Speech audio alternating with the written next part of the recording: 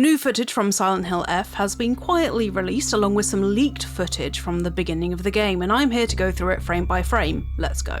This leaked footage is terrible quality, but just excuse that for a second. So we have seen this doll before in one of the earlier trailers where it's warning Hinako about bad things that are obviously happening, but in this footage it's actually from the beginning of the game, and we can see Hinako retelling and reenacting something that happened to her when she was a kid. So her friends didn't let her play with them because they said that she hangs out with boys, which is weird, but it is a thing that kids would kind of say to each other, like, oh, you got a crush on him, you can't hang out with us or something.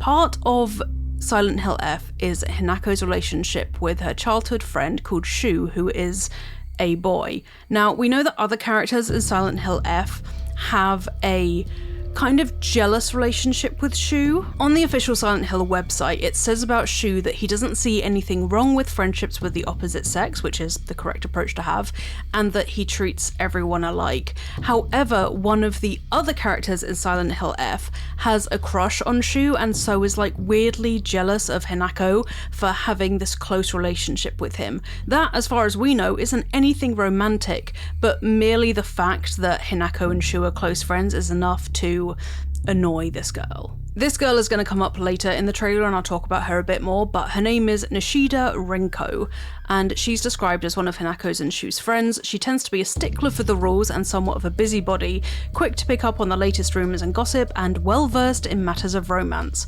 Has developed a bit of a crush on Shu. So we can kind of assume that Hinako's childhood friends, Rinko might have been one of them, sees that Kid Hinako and Kid Shu are close and then kind of makes fun of them for like being boyfriend and girlfriend or something, but that leads to Hinako being ousted out of her friendship group and not allowed to play with them because they're jealous that she's friends with Shu as well. All of this incredibly immature, but unfortunately fairly accurate to what can happen between children, especially if you come from quite a close-knit community. Going back to the leaked footage, we can see here, this is Hinako's older sister, Junko.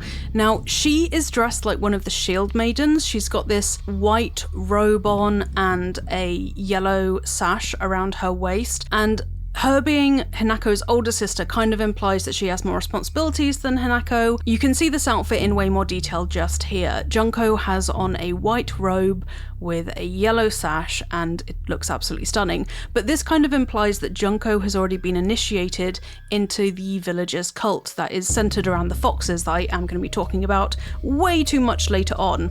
Now, in this section here, Hinako is saying to Junko that Junko always looked out for her, and when Hinako was kind of bullied by her friends, she went and played with Junko instead. But it seems like there's some distance between the siblings at this point in time, possibly because Junko is now working for the cult, working for the shrine, and Hinako has yet to make that transition from teenager life to kind of embracing her responsibilities, or not, in the cult. Interestingly, we never ever see Junko's face in this sequence. It's intentionally cut off, and later on in the trailer we can see illustrations of shrine maidens who have fox masks attached to their face. They're not just masks, there's like veins coming out the side of them, which I'm going to show you in just a second, just bear with me. Now, Hinako has very sweetly given Junko a bell, which you can see right here. I have a horrible sinking feeling this is gonna come up later on in the game, where you'll hear a bell like tinkling, and it will be Junko coming for you. It's going to be horrible and traumatic, but a really cool detail to see super early on in the game. Right here is where you see what the shrine maidens look like. We have seen these in trailers as well, but this is a very close-up shot of their masks. You can see that their masks aren't just tied to their face. There are veins coming down from the side of them just about here that implies that the mask has been either grown into their face or attached to their face. And considering the amount of symbolism around faces peeling off and losing your faces and being faceless in Silent Hill F, it to me implies that maybe literally your face is peeled off to be replaced with a fox mask, or what's more likely is this is a representation about how Hinako feels about your identity being lost into the cult once you reach a certain age and you take on responsibilities of being a shrine maiden. It is also really important to note that here, when we get the close-ups of some of the other enemies in Silent Hill F, a lot of these don't have faces either. This part here and this part here, if you look at places of the internet you're definitely not supposed to look at. You can see the fate that when a face is sliced down vertically, as in here, that's what your face looks like underneath it. So these faces have literally been cut off, maybe so that a fox mask can be put on there. But you can also see there's this line around the heads of the enemies right here, which implies that part of their face has been taken off and then another face has been put on. Either way, the idea of identities being subsumed to the cult and that you're losing part of yourself by joining this cult is apparent in the symbolism throughout the game. I'm going to come back later to this particular image here and talk about what these words here mean in English, but for now I'm gonna crack on with the rest of the trailer. Starting off, this quietly released footage does imply that there is some kind of pathetic fallacy going on here. Raining equals sadness equals bad things happening. Really easy literature type analysis stuff. But here we see one of the very few scenes where we actually see Hinako's bullying taking place. That bit just there, you cannot tell me that that person at the top of the stairs did not push her down the stairs. For what reason? I couldn't possibly know, but the person with these socks does appear later on in this footage as well. This shot here does definitely tell us that Hinako has been bullied during her life in the village.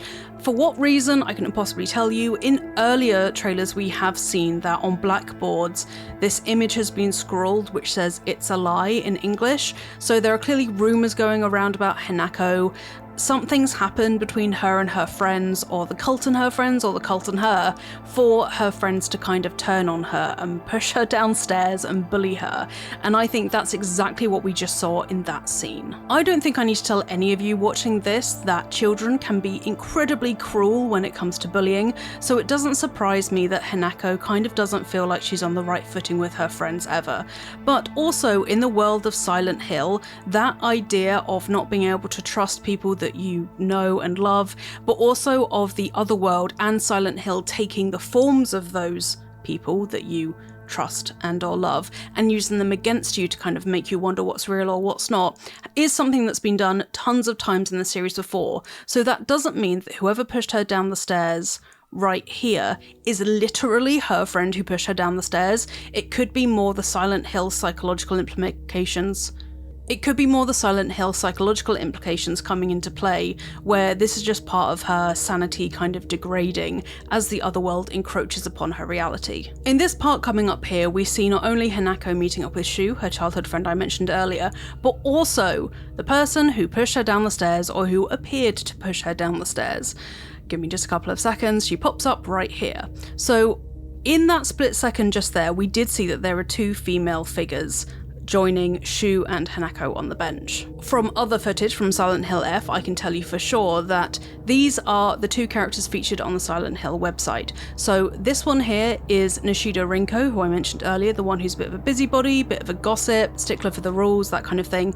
And this is Hinako's shrine maiden friend named Sakuko. Unfortunately, Sakuko appears to go the way of Silent Hill boss later on in the game, but we do know that they have two very distinctive types of socks. A very weird thing to mention, I know, but we know that Rinko and Sakuko both have different outfits that they wear, and we can use that to determine who was the one who pushed Hinako down the stairs. So the person who pushed Hinako down the stairs is Rinko. Rinko is the one that has the short white socks that we see in the wide shot of this scene that I just showed you, and when Hinako's being pushed down the stairs. So the fact that Rinko has a tiny bit of a crush on Shu might be why she pushed her down the stairs. She might be jealous, or she might just be a dickhead. We don't know for sure.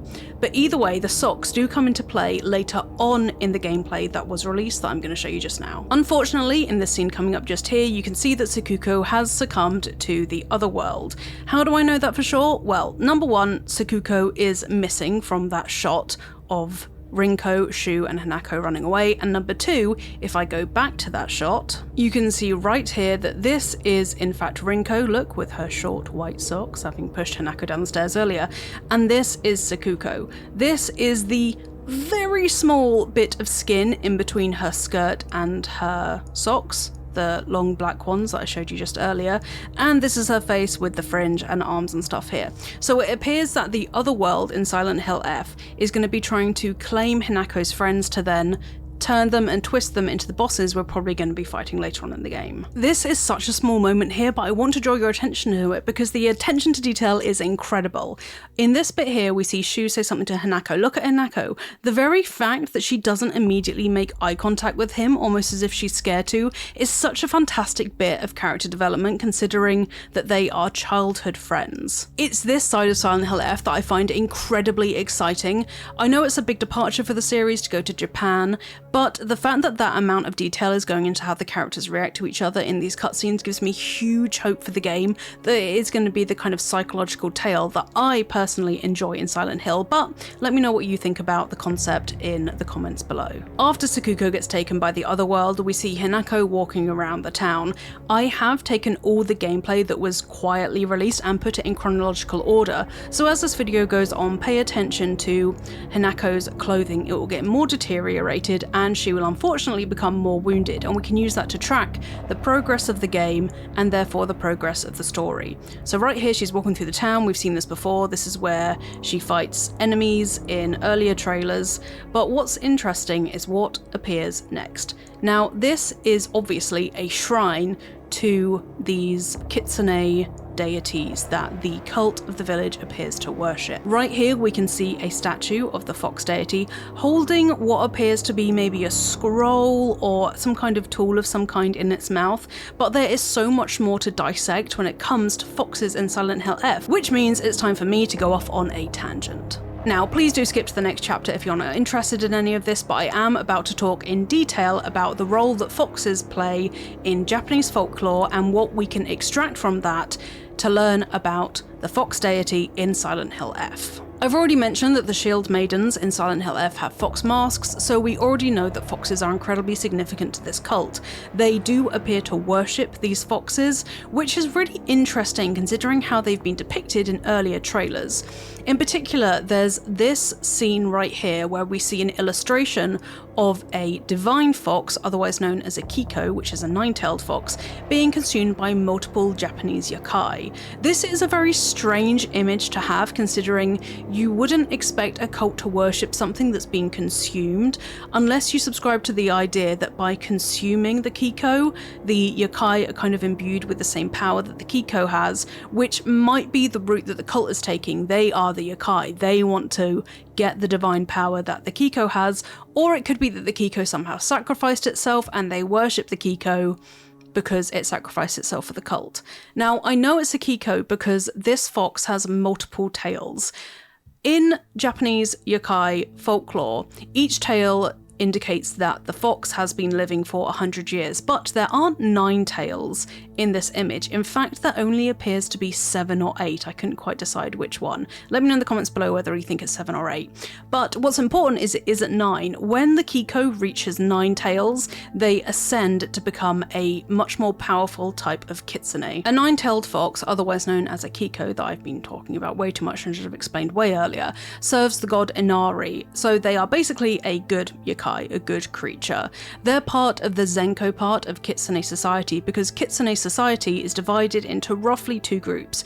You have the Zenkos, who are good and do favors to help humans and serve the god Inari, so they're a positive presence, and then you have the other side of kitsune society. The other side of kitsune society are called Yako. Now these are wild kitsune who don't have any master and kind of mischievous. They play tricks on humans, but they are also capable of repaying favors and sticking to promises they've made. So just because they are Yako, it doesn't mean they're evil, it just means that they're kind of like unhinged, which I personally respect. But considering the way that foxes in Silent Hill are depicted with this long elongated smile, I think we can assume that we're not dealing with Zenko kitsune, we're dealing with Yako, those who are mischievous and potentially do not serve the god Inari, so can't really be trusted. So going back to the Kiko that's being consumed, we can see that one of the yokai that is consuming it is called the Rokurokubi. I'm so sorry if I'm not saying that correctly. This is a creature that has been cursed, often takes the form of a woman with a really long neck. Unfortunately, when I was reading about it, I found out that in many cases the husbands or fathers are actually the one who committed the sin in order for something to be cursed. but by some cruel twist of fate, the men escape punishment and the women receive the curse instead. Importantly, the women don't always know that they are a Rokurokubi, because it happens at night that their neck stretches and kind of goes about its business, so they aren't always conscious that they are cursed, which is really sad. But either way, the fact that the Rokurokubi in this illustration is consuming and restraining the Kiko implies that somehow this yokai might be conscious of the curse that it's under, or it might be unwittingly helping the other yokai to consume the Kiko, which then you can assume you'd feel awful about that later on, especially because Kikos are supposed to be good. When it comes to the other yokai in this illustration, I'm not entirely sure what they depict. I have tried to look it up. The closest I've come is that the one with a single eye could be a Hitotsume Nudo or a Hitotsumi Kozo for the one-eye creature. Now, those are different ages of yokai which take the form of priests that have one eye. One of them is a child priest and one of them is an adult priest, but the adult priest is absolutely ginormous, so I'm not sure whether it would be that kind of yokai, and the smaller yokai, the one that's a child, is seen as a good yokai. It helps people out, so I'm not really sure what those yokai could be. The other two yokai, I have no clue, but it's important to point out that they are also wearing masks. So once again, masks are a big part of Silent Hill. People hiding their true intentions, people hiding what they really want from you, having to lose your identity in order to live up to expectations. If you have any ideas about what these other yokai could be, please do let me in the comments below, because I would love to know. But either way, what I'm trying to say is that the Kitsune is massively important to Silent Hill F. Kitsune don't just manifest in the form of these foxes, they can actually possess people too. So certain mental disorders have been attributed to possession by Kitsune, which is known as Kitsune Tsuki. Again, sorry if I'm not saying that correct. So it could be that Hinako is possessed by the spirit of a Kitsune, and maybe that's why the cult want her so badly, that they can kind of embrace her into the cult, and then she can be a vessel for this god. This is a continuing theme in the Silent Hill series of individuals having unwittingly become vessels for gods or giving birth to God, and that's why the cult wants them so badly, not for their individuality per se, but because of what they represent and what they can become a gateway to, which I think does track for Silent Hill F. Okay, I am done talking about foxes. Interestingly, in this next scene, you can see that when Hinako starts to investigate further, she will step forward in just a second, the lamp behind her changes to red. What does that mean?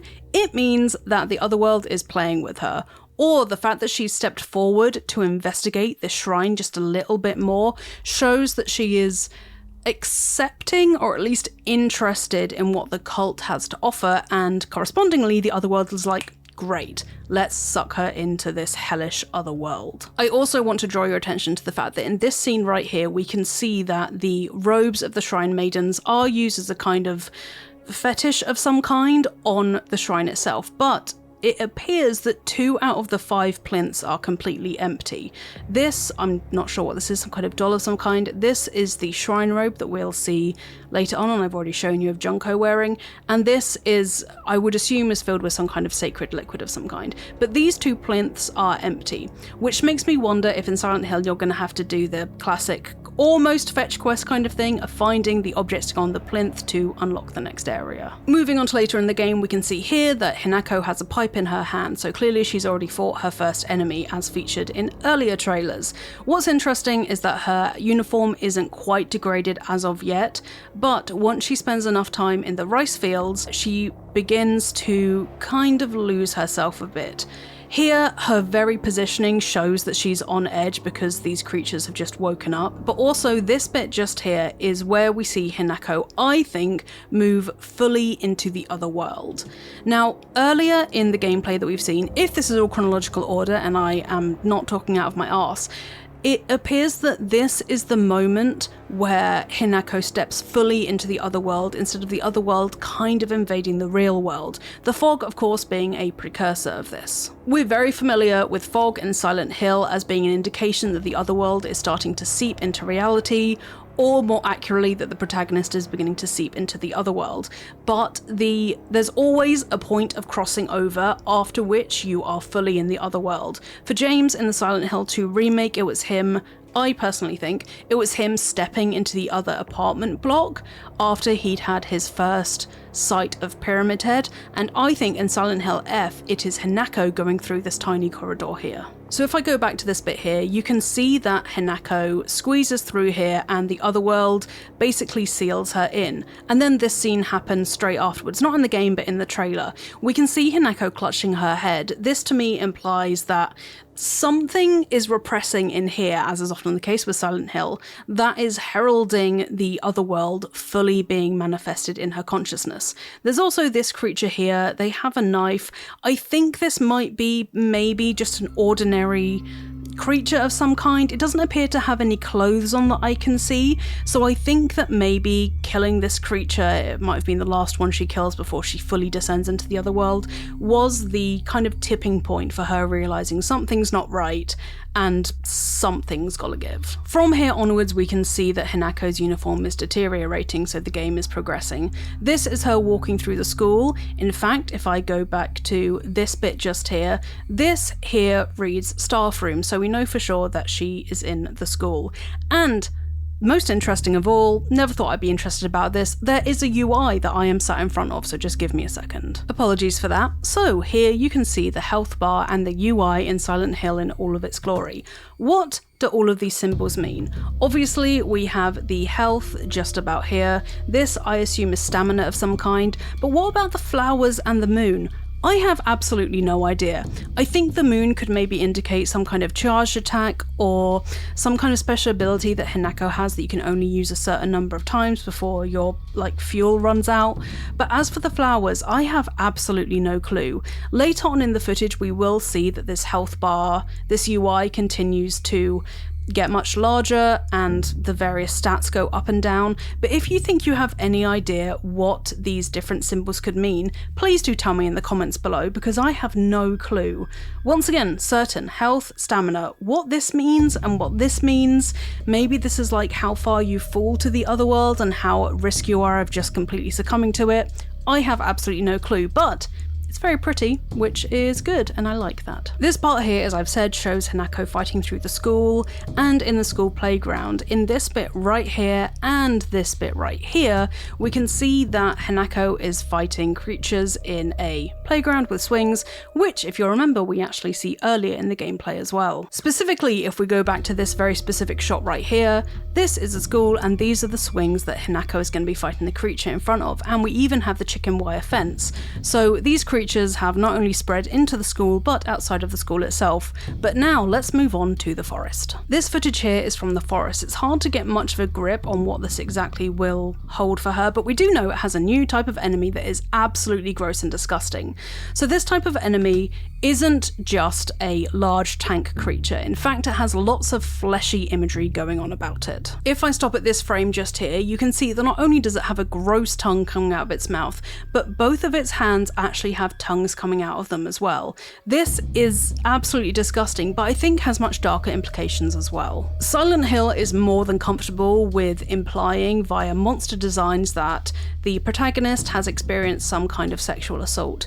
I think this depiction of a large creature with tongues coming out of its hands and tongues coming out of its mouth and the kind of anonymized face with the flowers or vegetation coming out of it implies that Hinako unfortunately might have been sexually assaulted. The idea that something is grabbing onto you and these tongues are everywhere and tongues have this kind of sensual, sexual connotations, to me implies that something bad happened to Hinako and it's being manifested through these monsters. We've seen it before with Angela Orozco and how monsters related to her implied and suggested that her father had been assaulting her when she was a child. So I think considering that this creature looks masculine in nature and that it has all these kind of fleshy different accompaniments to it, might indicate that Hinako has been subjected to some kind of assault, or is aware that people around her have been subjected to that kind of assault. And there's also one really twisted detail that I'm going to point out. Watch this next scene very carefully. The creature is going to appear. You can see it kind of psyching her out with its, I don't know, moving around on its haunches and stuff, but if I go back and I pause at a specific frame, there's something really twisted about it. Right here, you can see that the creature appears to have some kind of distended abdomen. To me, that looks like a pregnant belly, and I hate to imply this or suggest it. I might be wrong. For Hinako's sake, I hope I'm wrong, but this could be implying that whatever happened to whoever it happened to, this sexual assault resulted in a pregnancy. That is horrifying for so many different kinds of reasons, but the fact that we know that Silent Hill F is going to be delving into gender differences and what it's like to be a young girl kind of growing up in this closed community and embracing different kinds of identities and the cult and stuff, it would track that there's some kind of abuse happening in this cult, and unfortunately something might have happened to a woman who was abused and becoming pregnant and as a result of that abuse. I know it's a really difficult topic to come to terms with and to talk about, but that is just my theories about the game. It might not be true, but I do think that even if that pregnancy isn't something that happens to manifest in the game itself, I do think this enemy shows that Hinako has noticed that adults are leering at her, catcalling her, they're seeing her as a woman as opposed to a child, and that's making her feel incredibly uncomfortable, as would make anyone feel incredibly uncomfortable, honestly. Moving on, we can see that Hinako's outfit is becoming more and more deteriorated, so it appears to me that this takes place much later in the game when she has been through way too much. Again, I'd like to draw your attention to the fact that just back here we can see pulsing flesh in the undergrowth of the forest, which I think backs up my theory that kind of sensual flesh leering is going to be a theme of the game. And considering the fact that some of the enemies take the form of dolls, which can be manipulated and played with however you want, does imply to me that there's going to be some kind of theme of like not being fully in control of your body. Interestingly, in this bit here, we can see that Hinako is in this kind of shrine, I think, being faced with an oiomoi, which is this creature hopping along.